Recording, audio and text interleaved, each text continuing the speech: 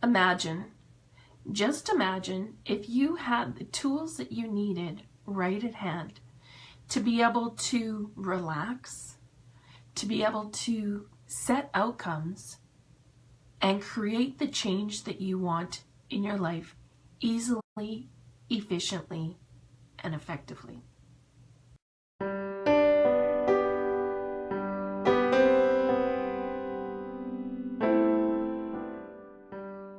Hi there, I'm Carol Serby. I'm with the Omineca Healing Institute, where we are busy releasing trauma and disease that is triggered by repressed emotion.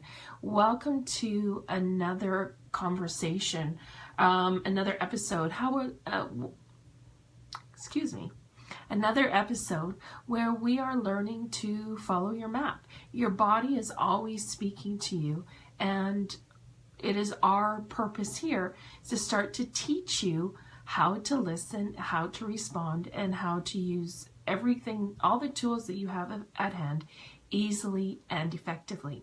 So today we are talking about visualization, meditation, and hypnosis. So what is the difference? I actually get this question quite a bit.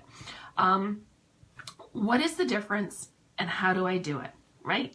A couple of biggest questions. So visualization, I always use either in a one-on-one or in a group environment to set outcomes. So if there's something you're wanting to achieve, something you're wanting to do, let's get into the visualization and let's help you do that.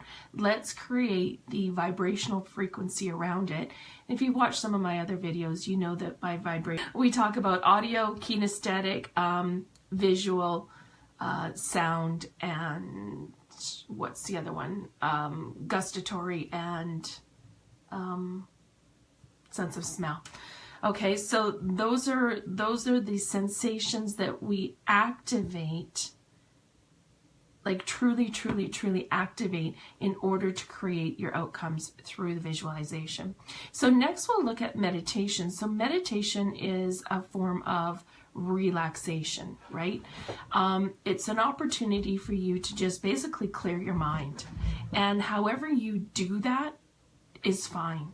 Some people, they say, well, it's no good if you don't sit in the ashra, pose. Do what works for you.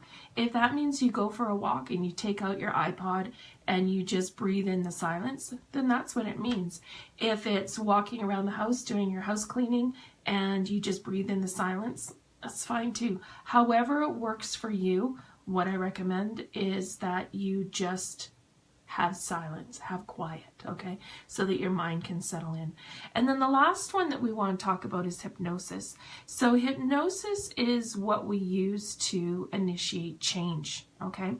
And this is really funny because a lot of people say to me, well, Carol, I can't be hypnotized. And I want to say to them, well, why are you having a conversation with me? We're actually always walking around our world in a state of hypnosis. So if you notice when you sit down and watch TV, okay, you're hypnotized by the television, and sometimes you're not feeling the mojo to get up and move, right? So you get hypnotized by the television, you get hypnotized by speakers, you get hypnotized by, it is our natural state is to want to stay where we are, okay? It is not necessarily our natural state to want to put forward the energy to move. Okay, that would be move energetically, move physically. So with hypnosis, it's actually a deep state of relaxation. A lot of people that go into hypnosis, they say, well, Carol, I didn't feel hypnotized. But what we do notice is that the changes that were asked for, the changes that were initiated, were actually taking place. So when you're in a state of hypnosis, it just feels like a nice deep state of relaxation. It doesn't have to go any deeper than that, as long as we get access to the unconscious mind. So how can we use some of these tools to effectively assist ourselves, okay? So whether you're talking about visualization, setting outcomes, or meditation, just trying to relax, or hypnosis, trying to initiate change, the first thing that we can look at is we can look at what our past experiences are, okay? And what I mean by that is those memory movies that are in your mind. The ones that are really, really, really good, really juicy. What we can do is we can use any one of these techniques to really deepen the understanding and figuring out what it was behind that felt so good. And once you understand what was behind it, you can bring more of that good to you. So say you were you had an experience that felt really, really good. Really, really good. So you can use visualization to go back into that experience. You can use meditation to relax into that experience. Or you can use hypnosis to change the experience, to make it even deeper, to make it even more vivid, to make it even better. And just so you know, with hypnosis too, we can also do the opposite. So if what your past experience was negative, what we can do is we can dull the feelings around it. We can dull the exposure to it. And as a matter of fact, we can actually remove the general experience altogether. So that's kind of interesting. But today we want to talk about using it for the feel good process. So using that movie in your memory that felt really, really good, what is it behind it? What made it feel so good? How can you replicate that, right? And what was the deeper layer of learning? So we can use the visualization, meditation, or hypnosis to go into those layers, okay? We can also use our feelings. So the feelings that we've had in the past, we can use these processes as an opportunity to really check in, to see what really feels good, and to keep moving towards that feeling. Again, we can get into more vibrational energy, laws of polarity, universal laws here. But the fact of the matter is once you understand what creates a good feeling in you, vibrationally we're drawn to create more of that. And some of you that have experienced real shit shows in your life, sometimes you have a bad experience and it just seems as though bad experiences just keep coming. They just keep coming. So same thing, it's the vibration that you're putting out. So if you know how to get into the feeling, the mojo of feeling really good, then you're going to attract things to you that continue that feeling and emotions of feeling really good, okay? So the third way we can use visualization, meditation, and hypnosis to really enhance our health, our ability to move forward, to get clarity around our desires, to get clarity around how or what feels good to us, we can make things up. Like literally, we can make things up. We can lie to ourselves. We do it all the time anyways. So why not do it for your highest and best purpose, your highest and best good? So use it in a way that is of total benefit to you. So I don't know, maybe you've seen a movie, and I realize movie is someone else's imagination, right? And they've created this movie that is no longer in their head. It's on a screen and you can enjoy it too. So if, let's say you're watching a movie and we know a movie isn't real. We know it isn't real. But why can't we take a scene from a movie that maybe made us feel really good, or maybe made us laugh, or maybe emoted an emotion that we want to explore deeper, and use that in your visualization, your meditation, or to initiate change in hypnosis? Why not? Like I say, we lie to ourselves all the time anyways. So why not use it to our advantage, okay? So we want to really start to explore what we have out there in our outer world, and just become more aware of what you're starting to see.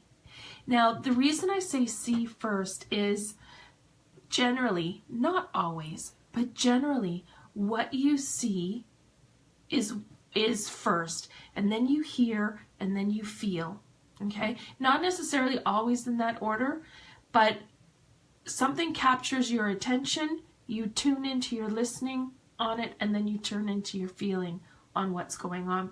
So what I need you to, or what I would like you to do is I would like you to practice opening up your ability to use your peripheral vision. So we actually get 7 billion bits of information thrown at us every single second. Okay, of that 7 billion bits of information, we only keep 128.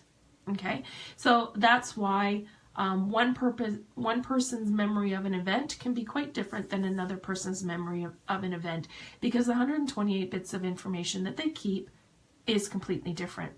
So what I propose here is that we offer you an opportunity to really open up and see more, be aware of more, so that your unconscious mind has a different selection of the 128 bits of information that you keep. Now, the other thing that this exercise does for you is it really puts you in the observer state. So it allows you to watch what's going on. It allows you to witness what's going on.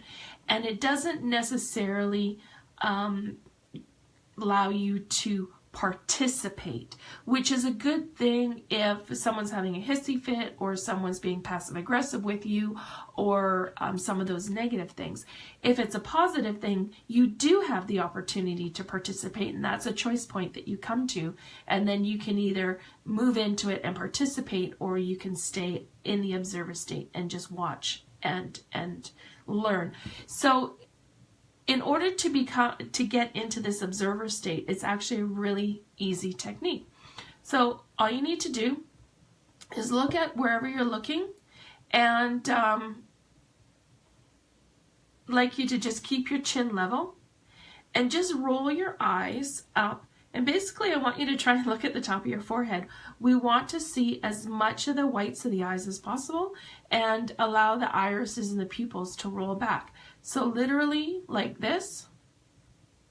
And if you can hold that state for 30 to 45 seconds, what you do is you wiggle your fingers out to the side and continue to move your fingers to the side until you can just barely see them wiggling. And what you're doing now is you're opening up this whole periphery. So a lot of us, we only see in this tunnel here, and now we can see on basically 180 degrees out to the side. All it takes is about 45 seconds of doing that process. We open up the periphery vision, give your unconscious mind that much more bits of information for us to choose from, to choose our experiences from, and it keeps you in the observer state. So if there's something negative going on in front of you, you don't necessarily have to jump in and participate. So good. I'd love your feedback on how that works for you. Let me know if there's any opportunity that you have to use it today. Just let me know how it works for you. So if you have any questions or comments about this content, I'd love for you to post some questions below, or share, or even share this video in your feed. That would be awesome. And if you're looking for more energy healing techniques, more inspiration, and understanding how your body's speaking to you, you can sign up for our monthly newsletter at ominecahealing.ca. And if you'd like an opportunity to work with me, you can also, again, visit our website at ominecahealing.ca.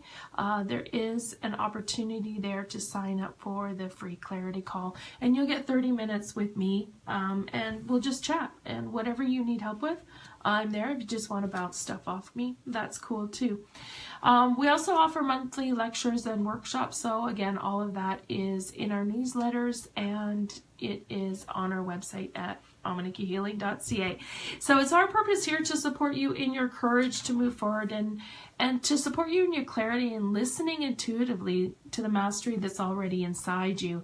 And we want you to be able to do this so that you can live full throttle and you can give others permission to do the same. So thank you so much for joining us here today, and we'll see you again next time. Okay, bye-bye.